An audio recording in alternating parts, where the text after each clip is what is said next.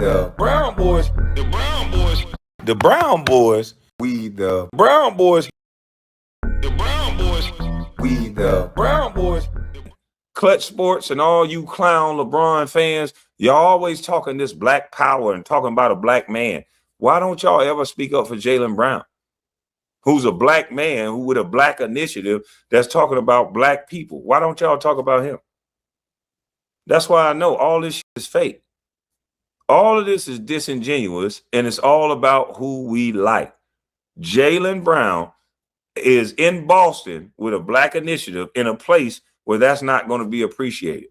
Now that he's going to Philly, the city of brotherly love, any black initiative that he come up with is going to be received and embraced with open arms. It's going to be well respected, and he's going to get his just due. So I just don't understand why more active NBA players, if it's supposed to be Wakanda like these niggas be talking about, if it's supposed to be all y'all can kneel down together because your white publicists tell you to, then why y'all can't stand up for Jaylen Brown? I would love to hear Rich Paul stop crying about MJ being the GOAT and use his platform to say stop with Jaylen Brown. I would love to hear LeBron stop trying to sway the narrative and be an actual so-called king and say something about Jaylen Brown. I would love to hear these men step in the gap and stop this bullshit. But y'all men don't never say nothing. You're weaklings. You sit there and take it all. You only speak up for unalive men. You only speak up for women. You don't speak up for another fellow man that's trying to do the right thing. I thought men are supposed to be the truth. You're the closest to God. You're supposed to be the truth. That's why some people in New York call themselves to God, which I think is blasphemy, but you're the closest to God, so it's supposed to be the truth. Why don't you speak on things like this when you see a person being raked over the coals and your only excuse is because he's smart? As if that's a bad thing? This is a fucking shame. You fanboys are sick. Let's hear this GM talk about Jaylen Brown, which this was the dumbest excuse that I ever heard, which we all know this guy should have been an Olympian. This guy should have been a lot of things that he's not being celebrated for. So this is sad. And be defensive about that. But the path looked a little bit more challenging with 70% of our cap and such a high percent of our usage tied into two players.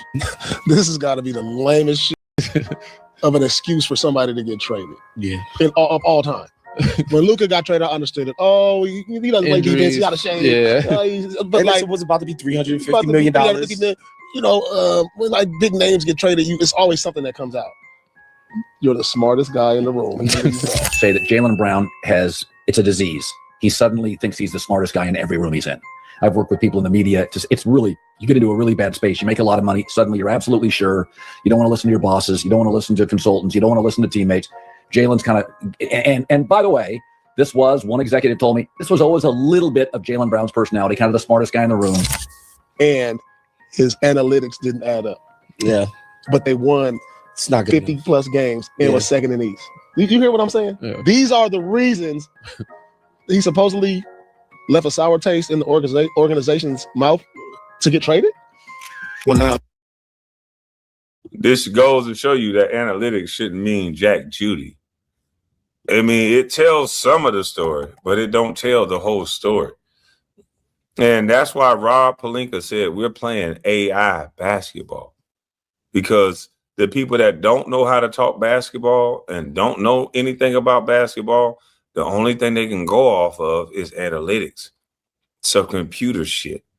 And analytics can't tell you about will. Analytics can't teach drive, determination, will. It doesn't. There's no analytics that can show that. And so it's hard to talk sports with people that just, regurgitate stats and analytics, and they think that's the end all be all to everything. And it's not. But they'll tell you like it is, boy. They'll talk to you like that's everything. But hold on, let me finish this. Tune in to the part-time show. So here we go again, back with another one, and we got to go ahead and talk about the Brads. I might be wrong. I'm not going to stand up here and be defensive about that. But the path looked challenging to me. Mr. Handman. And of course, nobody was buying The it. path looked a little bit more challenging to me. I might be wrong. I'm not going to stand up here and be defensive about that. But the path looked a little bit more challenging with 70%. Man, just listening to him talk, I could tell Jaylen Brown smarter than him. Just listen to how indecisive he is. Well, I don't know. I could be wrong. Yeah, Jaylen Brown definitely smarter than you. Jaylen Brown gonna come in there and tell you how it is, and you might not like it because you're indecisive. So yeah, this weenie dog that traded Jaylen Brown, he don't know. In my opinion, Jaylen Brown is smarter than him. Of our cap, and such a high percent of our usage tied into two players. So let me get this right. I'm going to make sure, for context, he said one of the reasons, and this could be the only reason, but I think there are a lot of two things, three things, four things could be true.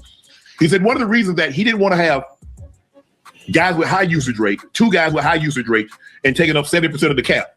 Now, mind you, you were trying to trade for Giannis, who wanted 35% of your cap, which would have been two guys again having half the cap, and another guy that has an extremely high usage rate. It might be higher than both JB and JT's. So you were looking to bring him on, and that wasn't gonna be no issue. The issue seems to be Giannis wanted 3 years. You seem to be only go to 2.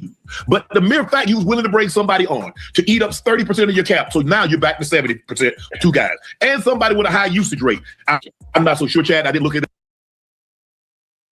Nah, at least Shannon didn't lie on this point. You were about to spend the money into two guys in Giannis. It would have been Giannis, and it would have been not Jaylen Brown, but what's his face? But it would have been the money still been tied up in the two guys. So why would you say this is why you don't give a sound bite? This is why you don't say that. Because now people can be like, but you was about to tie the money up into two guys if Giannis would have came. Giannis wanted the max. So now people got to deal with that and do with that what they may, because they know you lying now. It's all about smearing Jaylen Brown's name for whatever reason us black folks should know. But it's shocking and alarming to me that Negroes can kneel down all around the league for Kaepernick, but you can't stand up for Jaylen Brown, someone who's building Black Wall Street. Jaylen Brown, start sagging your pants, listening to rap music that's talking about unaliving black people, and boy, they'll think you cool. They'll think you real. You just got to start doing that, bro. Start sagging your pants or wearing purses, and then start rapping about unaliving black people, and you will be at the top. All white people love black men that rap about unaliving black men. I'm talking about, you will see some executive cozy up with the who's who of rappers that's talking about unaliving people. You seen Meek Mill with Robert Kraft, but you see Jaylen Brown, a guy who ain't did a Jack Judy. They don't like him for some reason. Interesting. Listen, I apologize. But as look this up, let's see where Giannis' usage rate is compared to JB and JT. It's probably higher. I'm confused, Joe. It's for sure higher. His usage rate is for sure higher. So absolutely, no doubt about it. That 2024-2025 season in which Giannis was eligible for the usage rate leaderboard, he was at the very top. He was number 1, and Jaylen Brown was nowhere to be found on that list. The only reason why Jaylen Brown's usage rate climbed the way that he did is because Jason Tatum got hurt. And so, of course, when Tatum went out, nobody expected the Boston Celtics to be at the top of the East. But Brown had to do what he had to do. He put the Celtics on his back, kept him more than afloat. They finished as the number 2 seed in the Eastern Conference, and nobody saw it coming. And some people have even raised a fair question. Had the situation been reversed, had Jaylen Brown been injured while Tatum was forced to carry the load, could Tatum have taken them to a number 2 seed in the East? That's highly questionable by a lot of people. And so, of course, Brad Stevens' explanation doesn't hold water. I'm looking at 24-25 when everybody was healthy in the regular season. Giannis was the top in usage, a tick under 35%. Guess who number 5 was? Who? Jason Tatum. Jaylen Brown. So even the analytics expose why his usage rate went up. The analytics expose everything. His analytics went up because Jason Tatum got hurt. Simple. Jason Tatum come back, his usage rate go down. productivity is still up. He's still a winner. But he put the team on his back with his teammate gone and got to the second in the East. But he needs to be traded. Interesting. Because he's too smart. Was all the way down at 16. So we're not surprised that Jaylen Brown went up because JT went out. Right. That's only natural. Yeah. So in other words, he sacrificed the guy that when he was on the same team as Jason Tatum, he was number 18, number 16 in usage. And the guy he wanted to replace him with was number 1. So usage really ain't have a whole lot to do with it. Because if you would have gave that third year, Giannis would have signed off and you'd have had a guy that the year before had the highest usage rate in all the NBA. Because bringing him on a team with a guy that had the 5th highest usage rate in all the NBA. I get that, things didn't end in the facet that made sense. To me, it's still, I'm still trying to make sense of it. I'm still processing it. So, I'm just grateful to have an opportunity, and I'm grateful for the families to allow me to come into their community and get involved and try to find solutions. I can't believe this. I can't believe that we were, again, I can't believe that stuff like this guy's been a model citizen. He's been a role model in the community. These are things I know for a fact. Yeah. I don't know anybody that said one bad thing about him. And because he comes out and has a chip on his shoulder from not making an Olympic team after being a finals NBA champion MVP, and then, just dealing with shoe companies, coming out with his own brand. This is just ridiculous, yo. And I know it's a rival of Boston, but I just wish him the most. This is like the sad thing about sports, like when the politics start coming into play, it doesn't make it as pure. You know what I'm saying? Like, guys just can't, they always got to find ways to tear somebody down or discredit what they are, what they've done. But there's politics and everything, man. And unfortunately, he's had to deal with them. I think, he's accepted every challenge. He's overcome most of them. He's proven a lot of people wrong. And I hope he continues to do so. So right now, a lot of people are kind of feeling the same way. As messy as this was, as avoidable as this was, we all know it was the best thing for Jaylen Brown. Jaylen Brown was never appreciated by the Boston Celtics like he should have been appreciated. And the best thing about it for Jaylen Brown. Look at this man. Fan interaction, no matter what color you are. Look at this man. Fan interaction, all that. And they don't like him. The fuck out of here, man. I'm tired of these people. Here's where Rob Pelinka tells Max Kellerman that you're full of malarkey, brother. This analytic shit don't tell the whole story. So all of you analytic fanboys, put your analytics up some of the times, not all of the times. This is a GM in the league. Watch what he says. Disparity, right? This giant gap between how he's perceived through the eye test, and by the way, through the results, and what the advanced analytics are saying. Now, I heard Zach Lowe say, I think this must have been yesterday, it popped up on my reels today. Zach Lowe said, look, I'm not saying that you need to be slavish to the advanced analytics, but there are a handful of players in the league where all of the advanced analytics say, this guy's not as good as you think he is. And Jaylen Brown is one of those guys. What do you say to that? So I'll ask you, you both can answer, this is easy. Of those Warrior teams, guess who rated not great analytically his whole career? All the time. Steph? No, he's good. Oh, You say guess. Nope. Well, Draymond, I know what the analytics don't love. No. He's good. And defensively, it's like Clay. Think about that. And Rich Paul talking about, you said guess. Yeah, he said guess. I mean, you guessed wrong. Guess again. Sorry, Bob Myers. Yep, you're right. Bob Myers. But you said, I don't know why. I get him and Rob Pelinka fucked up. But this is Bob Myers, correct. Sorry. I actually know Bob Myers. I met Bob Myers. I don't know why I fucked his name up. Apologies. But Bob Myers is explaining to you that it's not about just no analytics. Klay Thompson is known as a two-way player, one of the best on-ball defenders in the league. Also, one of the best shooters in the league prior to his injury. So his analytics say a different story. If you only go by his analytics, you wouldn't want Klay on your team. But everybody who's seen Klay play know damn well you want Klay Thompson on your team. So if you just go by analytics, that's on you.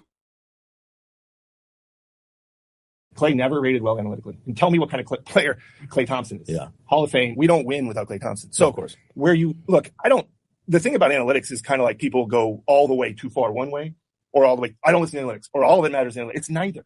if you and I are having a conversation, this is where you have to look at some things and go, yeah, that says that.